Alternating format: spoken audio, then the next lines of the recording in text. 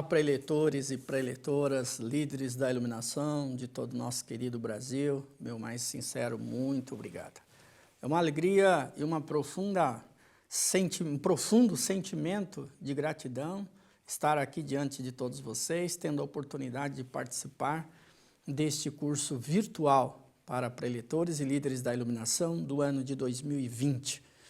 Eu, todas as vezes que pego o manual dos preletores, manual doutrinário e administrativo, e que leio as palavras do professor Seiichi Taniguchi, no trecho que ele diz assim: aos senhores preletores, muito obrigado, sinto profundo respeito e grande admiração pelas pessoas que, sem exigir nada em troca, empenham-se fervorosamente em praticar os ensinamentos e transmiti-los aos outros.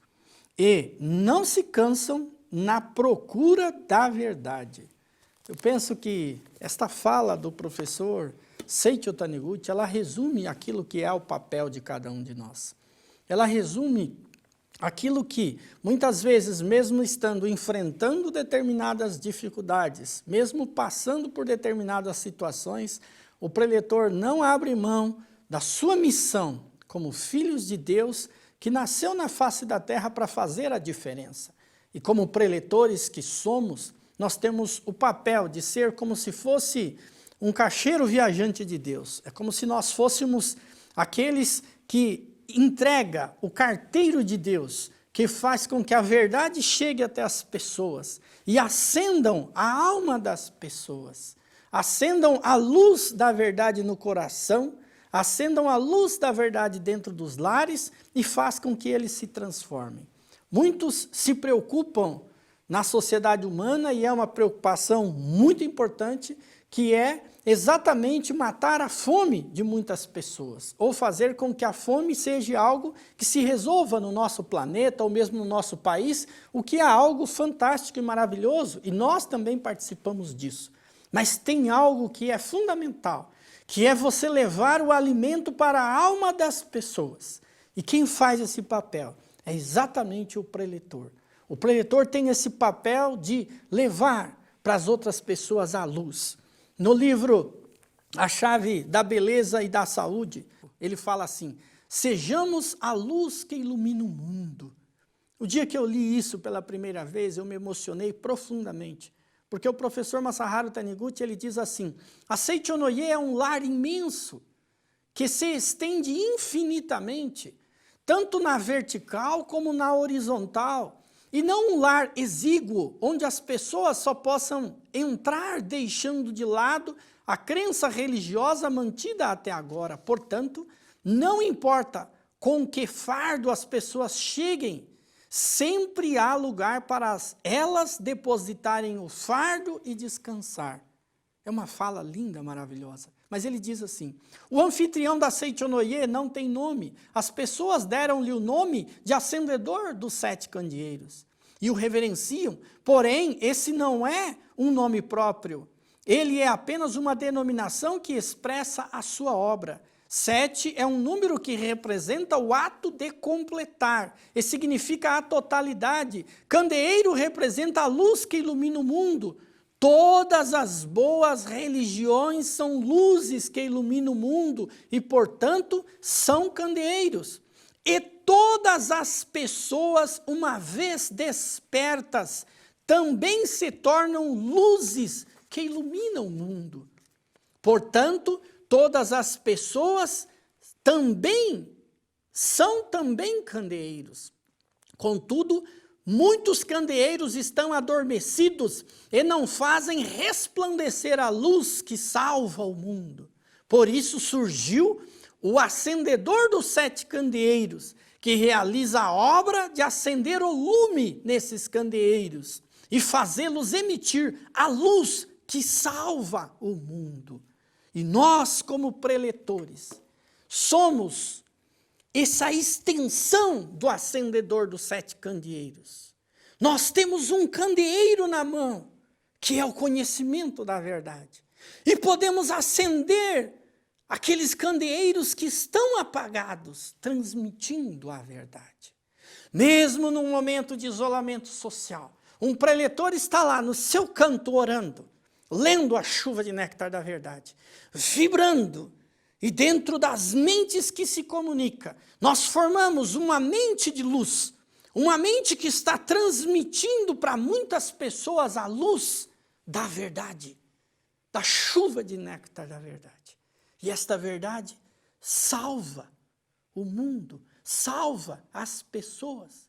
Você, como preletor, nasceu e tem a missão de fazer a diferença no mundo. Só o fato da sua presença já faz toda a diferença. Alegre-se. Viva daqui para frente uma alegria diferente. Cumprindo a sua missão, mas ao mesmo tempo feliz por estar aqui nesse mundo. Feliz por estar agora participando desse curso virtual, que até poderia ser presencial em um outro momento, mas estando mesmo que virtualmente. Milhares e milhares de preletores, tal qual você, está junto com você. Você não está nunca sozinho. Se algum dia você, como preletor, sentir a fé meio abalada, isso todos sentem, maior ou menor grau. Mas, naquele momento, lembre-se, você não está sozinho. Você faz parte de uma grande legião, entre aspas, de espíritos de luz, acendedor dos 7 candeeiros, que acende o candeeiro com a luz da verdade a muitas e muitas pessoas. Com muita alegria, eu tenho, neste momento, a missão de estudar com todos vocês. Muitas vezes eu digo que algumas palavras em japonês você tem que pronunciar rápido, tipo musubi, e aí passa rápido e todo mundo entende. Os meus amigos, compatriotas japoneses brincam e olham e falam, esse não tem jeito mesmo. Mas o relacionamento e o musubi. Relacionamento e musubi é um tema que fez parte, ou parte desse estudo que irei conduzir. E esta aula, ou a aula de parte daquilo que consta desse nosso estudo, ela foi conduzida pelo preletor Akinori Tanaka. E o preletor Tanaka, ele falou o seguinte na introdução, na página 52 deste material, aqueles que estão com o material em mãos. Ele disse assim, atualmente a Seichonoye está desenvolvendo o movimento, concentrando-se no trabalho de musubi. O trabalho de musubi é, e aqui entra uma definição muito interessante, o trabalho de criar novos valores, criação de novos valores, por meio da união de elementos aparentemente díspares, ou seja, elementos que não são díspares, no sentido de que não são iguais. Esses elementos que, a união de 2 elementos criando um novo elemento. Algo novo se cria, algo novo se aprende, algo novo se desenvolve. Esse trabalho é um dos aspectos do mundo natural. E nós aprendemos isso com esse mundo natural. Com a relação de coexistência e coprosperidade dos organismos vivos. Na Seichonoye, acreditamos que esta ideia é necessária para a humanidade atual. A humanidade atual tem muito a aprender com o mundo natural. Veja, de uma forma mais simples, a forma mais simples, ou aquilo que é a doutrina essência da Seichonoye, que consta na revelação divina da grande harmonia, dentro do reconcilia-te com todas as coisas do céu e da terra, nós vamos encontrar nesta revelação divina aquele ponto que está ali colocado sobre a reconciliação, a gratidão. Uma árvore, por exemplo, no mundo natural, ela cresce, mas debaixo dessa árvore tem muitas outras pequenas árvores. Todas elas têm um papel, têm uma coexistência. As folhas desta árvore que cai, ela transforma em nutriente, e aquele nutriente alimenta aquela árvore, mas também as pequeninas árvores. Quando vem uma época de estiagem ou de seca, aquelas pequenas árvores ou aquele nutriente que caiu, que foi a sua própria folha, ela transforma exatamente num insumo, ela se transforma num elemento nutritivo para a própria árvore, e assim vai criando e vindo novos e novos frutos, galhos, folhas. Existe uma coprosperidade. Existe ali uma coexistência de elementos dentro de um simples exemplo deste, além de inúmeros outros. E nós, como seres humanos, temos muito que aprender com esse trabalho do mundo natural. Na Seichonoye, acreditamos que esta ideia é necessária para a humanidade atual e visa concretizar um mundo de grande harmonia através da conscientização das pessoas e da expansão deste trabalho de Musubi. Esta tese concentra-se na masculinidade e na feminilidade, chamadas de ânimos e ânima, na mente humana, como um exemplo dos trabalhos de Musubi, o que se segue para começar a definição de homem e mulher. E assim ele desenvolveu toda a sua tese dentro deste curso.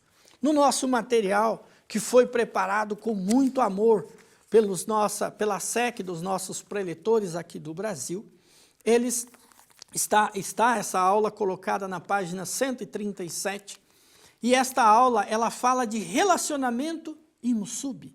E quando se fala em relacionamento, que tem esse envolvimento, especialmente do casamento, nós, preletores, muitas e muitas vezes somos chamados para uma orientação pessoal, ou somos chamados com temas que está diretamente relacionado com isso. Então, compreender cada vez mais o funcionamento da mente humana nos levará a estarmos cada dia mais preparados para dar as orientações corretas, orientações adequadas, dentro daquilo que se refere a relacionamentos humanos. Página 137, diz: quando se fala em relacionamentos, vem logo à mente o mais prestigiado dentre eles, ou seja, o casamento entre homem e mulher. No entanto, qualquer relação de amor entre indivíduos pode ser considerada um relacionamento. Portanto, é relevante buscar a definição de amor no âmbito da doutrina da Seichonoye. Então, é importante colocar que tudo aquilo que é um relacionamento, pode ser um relacionamento de amizade, pode ser um relacionamento dentro de um trabalho, pode ser um relacionamento entre fornecedor e cliente, pode ser um relacionamento entre um paciente e um médico, por exemplo, ou um dentista, ou um profissional habilitado para estar assistindo aquela pessoa. Tudo isso é um relacionamento. Assim como existe um relacionamento com outros animais, por exemplo, um animalzinho de estimação, existe um relacionamento aí. Assim como existe o nosso relacionamento com a natureza. Aqueles que são gratos à natureza são sempre abençoados pela natureza. Assim como existe um relacionamento com seres animados e seres inanimados. Existe um relacionamento, por exemplo, entre você e o seu carro, entre você e os seus objetos. Eles respondem de acordo com aquilo que está na sua mente e vice-versa. Então é importante compreender isso. E aqui no nosso estudo está dito que no livro Nova Visão do Casamento, o Sagrado Mestre Masaharu Taniguchi diz que amor é o reconhecimento de que eu e o outro somos um. Mesmo estando separados na forma, somos originalmente um em espírito e na essência. Um em espírito e na essência. Então, esse reconhecimento de que eu e o outro somos um é a definição mais clara que a Seichonoye tem para dizer algo a respeito do amor. É aquele sentimento de que eu não sou separado do outro. É aquele sentimento de união. Então eu faço ao outro aquilo que eu gostaria que ele também me fizesse.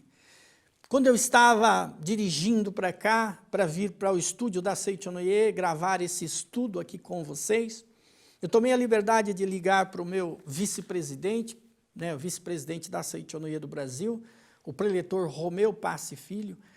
E o Romeu Passi Filho, agora nesse ano, no mês de julho, ele acabou pegando a Covid-19, a esposa também pegou o Covid, mas eles tiveram até que ser hospitalizados, mas conseguiram, graças ao amor dos familiares, ao amor da família Seitonoye e orações, o bom tratamento médico que também buscaram, saíram com muita tranquilidade desta situação.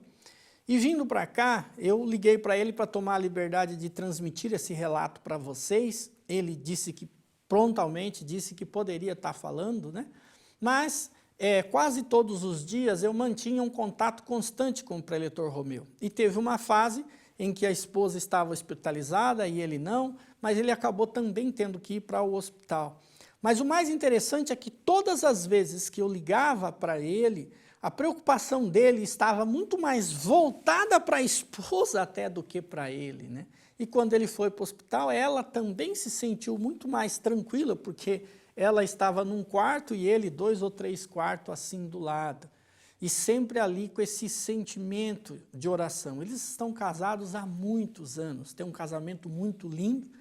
Ele é de um jeito e ela é do outro, completamente diferente, eu diria, que um do outro, mas se completam de uma forma fantástica. E este é exatamente esse sentimento de união, de amor entre eu e o outro. Então você se preocupa com o outro como se fosse algo, não existe o outro dentro de um casamento. E quando a gente percebe, principalmente em orientações pessoais, quando tem rupturas, às vezes as pessoas têm cortes que acabam não cicatrizando, cirurgias que não acabam se resolvendo, e muitas vezes isso é porque está cortada as relações estão cortadas e o corpo está ali simplesmente refletindo aquilo. No livro Lições para o Cotidiano, tem alguns relatos que o mestre dá determinadas orientações a este respeito, faltando o quê? Perdão, reconciliação, gratidão, etc. e tal, que são aqueles pontos que nós acabamos orientando, dando esse tipo de orientação pessoal, né, nas nossas orientações. Mas, em suma, o que eu vivenciei com o preletor Romeu recentemente foi esse verdadeiro sentimento dentro de um casamento daquilo que eu e o outro somos um, e que confirma exatamente este ponto aqui colocado no nosso estudo. Sei e acredito que muitos dos senhores também viveram ou vivem esse sentimento.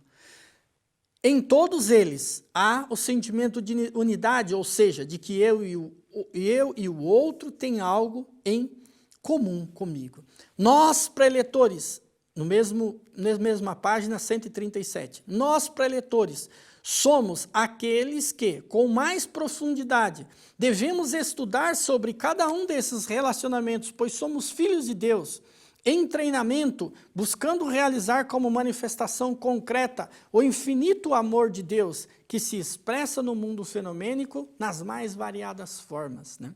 Então, como filhos de Deus que aqui estamos visando nosso aprimoramento espiritual constante, ao mesmo tempo que buscamos compreender a verdade, nós transmitimos esta verdade para muitas pessoas, tal qual está colocado pelo sagrado professor Seicho Taniguchi.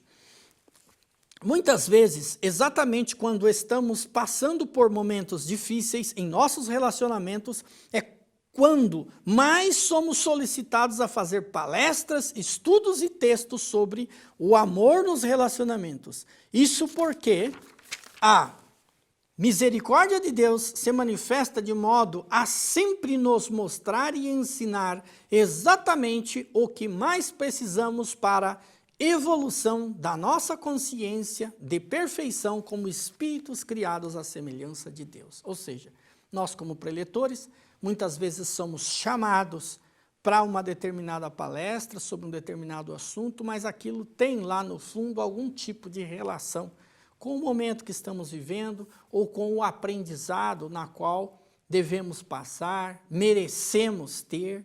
Então, nunca titubeie, nunca fique preocupado porque veio um tema, ou veio muitos temas. Às vezes o preletor é colocado a falar de um tema, por exemplo, sobre prosperidade, sobre provisão infinita. Naquele momento ele fez muitos investimentos, ele está passando por algum aperto financeiro, por alguma situação, mas nesta hora nós não podemos titubear, nós temos que transmitir a verdade, a essência, sem olhar o aspecto material e fenomênico, e demonstrar o quanto como os filhos de Deus vivemos em um mundo repleto de infinita abundância, de infinita riqueza, de infinita luz, de infinita prosperidade. Veja, falando de prosperidade, falando deste tema, se nós somos chamados a falar sobre isso, e estamos dentro do Brasil, qualquer estado brasileiro está repleto de infinitas bênçãos, que não são todos os países do mundo que têm isso.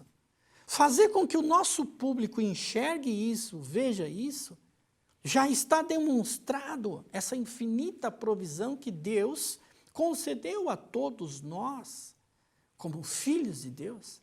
Olha o quanto que a natureza nos é abundante. Tem pessoas que vivem no interior, por exemplo, em determinadas cidades do interior.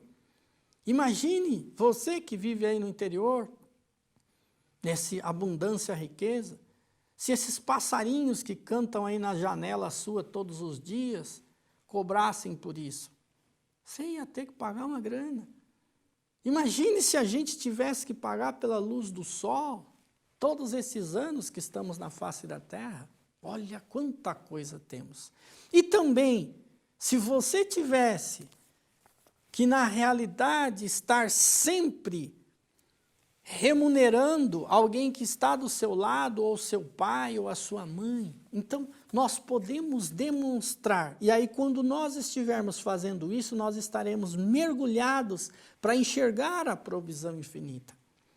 O preletor, hoje aspirante a preletor da sede internacional, Eduardo Nunes da Silva, na qual tive a felicidade de nascer na Seitonoye, dentro da mesma regional que ele, SP1, depois SP Jabaquara. Ele sempre teve uma fase da vida dele que ele estava sem trabalho, né, desempregado, lá atrás. E ele dizia que todas as orientações pessoais que vinham até a ele era justamente orientação pessoal sobre emprego. Aí ele dava exatamente a orientação do mestre e as pessoas arrumavam emprego, e ele não conseguia, né? Ele já fez esse relato em várias palestras, então por isso eu tenho tranquilidade de estar falando isso aqui, né? Além de ser amigo dele, muito próximo. O que temos isso? A gente tem aí um exemplo de que a verdade salva, a verdade cura, e é isso que nós temos que transmitir como preletores, não ficar preocupado. Há alguns dias atrás, numa dessas videoconferências nossas, o professor Fumio Nishiyama, nosso presidente doutrinário para a América Latina, ele se lembrou de um preletor que consta na Verdade da Vida, chamado Niro Hattori.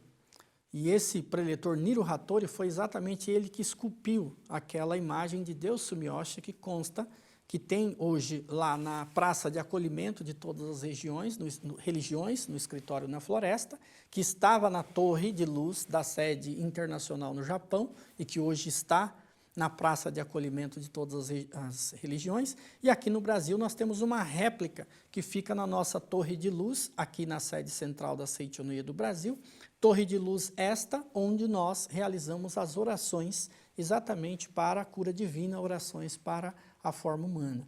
Então, essa imagem foi esculpida por esse preletor chamado Niro Hattori. E o Niro Hattori, quando ele estava acamado, hospitalizado, muitas pessoas, por ele ser um preletor muito famoso, as pessoas procuravam ele no hospital, faziam fila para pegar a orientação pessoal. E ele dava orientação pessoal, as pessoas se curavam.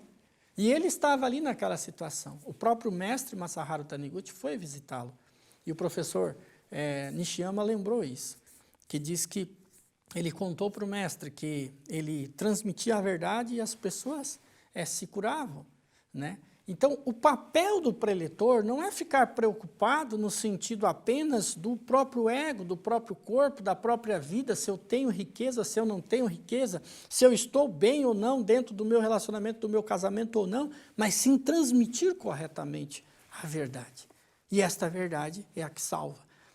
Página 138. Na conferência especial da Seitonoye pela Paz Mundial no Escritório na Floresta em 2018, ocorrida nos dias 28 e 29 de julho daquele ano, o palestrante Akinori Tanaka, aprendendo sobre a universalidade do conceito de Musubi, com o estudo Anima e Animus e a Musubareru Unir, aponta que o trabalho do Musubi se refere ao processo segundo o qual coisas aparentemente diferentes se unem e geram um novo valor.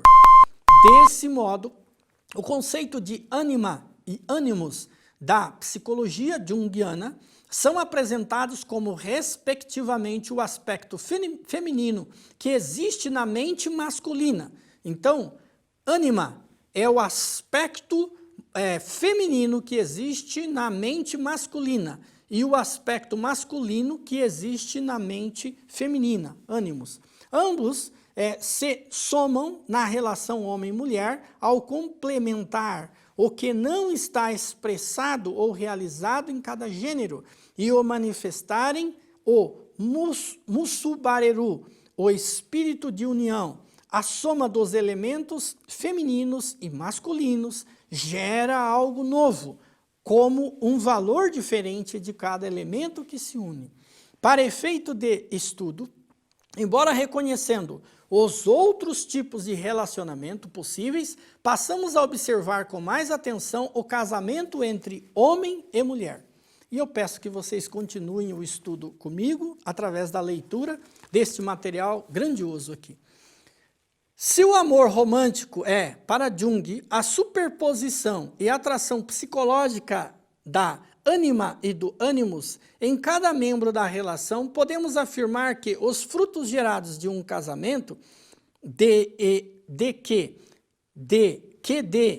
que de maneira alguma se limitam aos filhos, são a expressão exata do conceito de Musubi.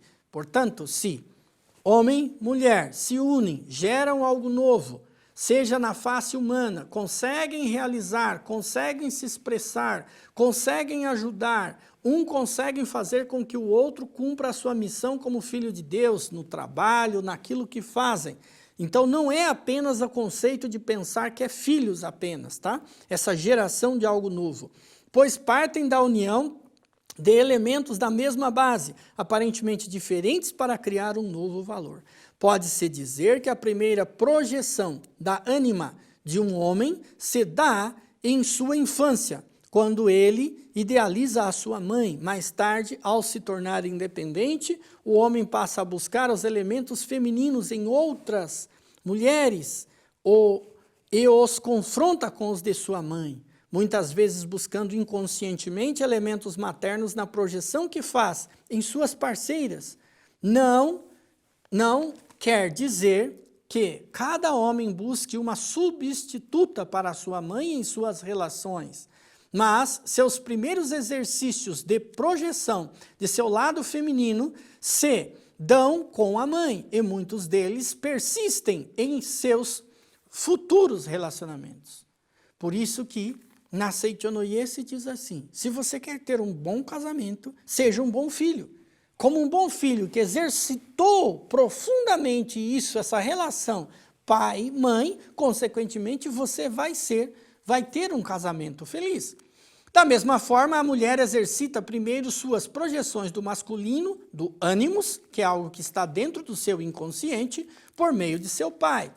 E muitas dessas projeções se reproduzem quando ela busca seus futuros companheiros. Assim, ela pode, primeiro, vir a buscar em uma relação um homem de quem possa depender em longo prazo com o espelhamento da figura paterna.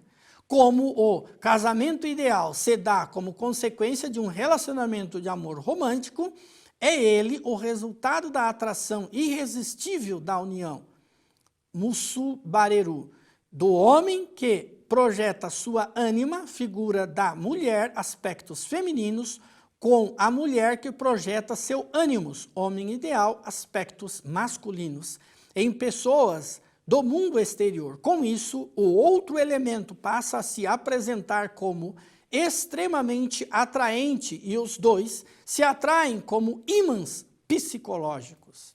Então, por aqui, a gente percebe claramente que aquele ensinamento que nós transmitimos nas nossas palestras, ou que nós damos até mesmo em orientações pessoais, faz com que, lá no mais profundo do nosso inconsciente, existe no homem exatamente o quê? Este ânima, que seria o aspecto feminino do nosso inconsciente. E nós vamos estar buscando no mundo fora, ou nas mulheres, nas quais relacionamos algo que já está lá dentro. Da mesma forma, na mulher, o ânimos é o seu aspecto masculino, em que ela vai buscar. E aonde ela teve os primeiros contatos? Foi com o pai. E aí a gente percebe, dentro do livro Buscando o Amor dos Pais, num dos primeiros relatos colocado pelo professor Kamino Kusumoto, em que ele orienta ali uma jovem linda e maravilhosa, que parecia uma atriz, segundo ele, e o professor Kamino Kusumoto diz que se você detesta o seu pai, você detesta todos os homens da face da terra. Quando a gente pega esse conceito, ânima e ânimos, e a gente leva isso utilizando dentro da lei mental, se ela tem isso, essa relação não boa com o seu pai, automaticamente esse aspecto ânimos dentro do seu inconsciente, ele tem o quê? Não está bem trabalhado. E aí, seguindo esse contexto, o professor coloca assim, o desafio então, segundo Akinori Tanaka, é conduzir esse casamento para uma direção desejável, mesmo quando a projeção for retrocedida. Se o homem trabalha bem esses conceitos, ele deixa de usar somente a força masculina e passa a ser gentil e entender o sentimento dos outros. Isso também se dá com a mulher, que se deixar de ser feminina passa a ser assertiva e decidida. Ou seja, a colocação aqui do nosso professor Tanaka dentro do conceito, dentro deste conceito, é que é necessário ter equilíbrio. Então, o H de harmonia, ele tem uma haste no meio e dois pauzinhos assim que segura. Então, é necessário que tenha harmonia. Então, hoje em dia, na sociedade humana, o homem faz determinadas tarefas que aparentemente, ou que no passado eram feitas somente pela mulher, e hoje se exercita muito isso e vice-versa. Mas a mulher, ela também está no mercado de trabalho, ela está realizando um novo ser. Então, significa que o ser humano, homem, mulher, se desenvolveu muito.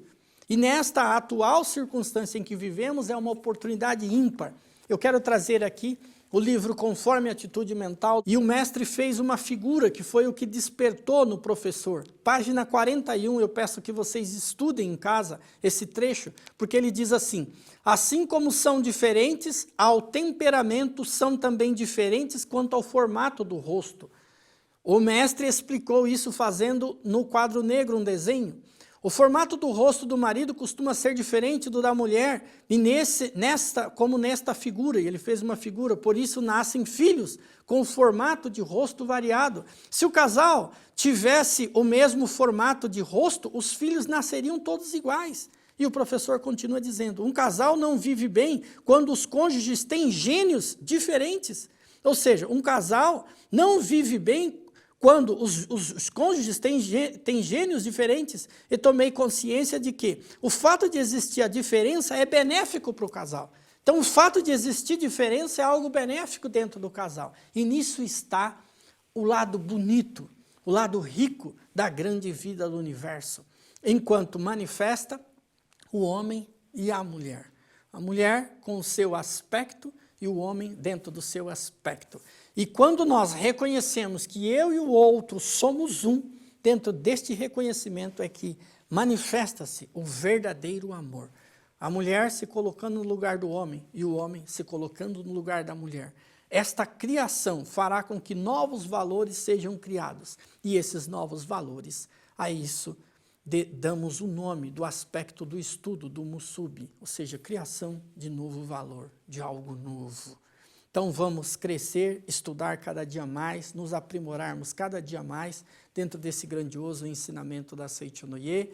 Eu desejo muita saúde, muita paz e muita felicidade a cada um dos senhores e o meu mais sincero muito obrigado.